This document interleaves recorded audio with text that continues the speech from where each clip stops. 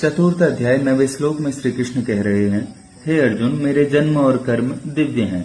इस प्रकार मेरे जन्म और कर्म को जो मनुष्य तत्व से जान लेता है वह शरीर का त्याग करके पुनर्जन्म को प्राप्त नहीं होता बल्कि मुझे प्राप्त होता है।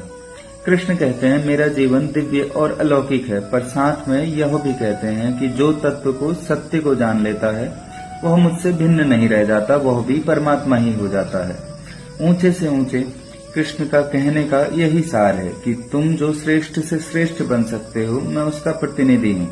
आगे कृष्ण बताते हैं कि कौन लोग कृष्णत्व को प्राप्त होते हैं।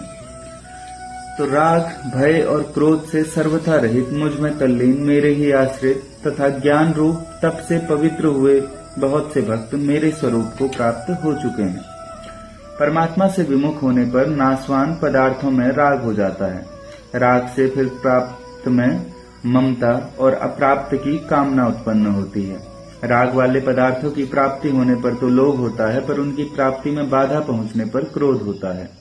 यदि बाधा पहुंचाने वाला व्यक्ति अपने से अधिक बलवान हो और उस पर अपना वश न चल सकता हो तथा समय पर वह हमारा अनिष्ट कर देगा, ऐसी संभावना हो तो भय होता है। इस प्रकार नाशवान पदार्थों के राग से ही भय, क्रोध, लोभ, ममता, कामना आदि सभी दोषों की उत्पत्ति होती है तथा राग के मिटने पर ये सभी दोष मिट जाते हैं तथा व्यक्ति कृष्णत्व को प्राप्त होता है। धन्यवाद।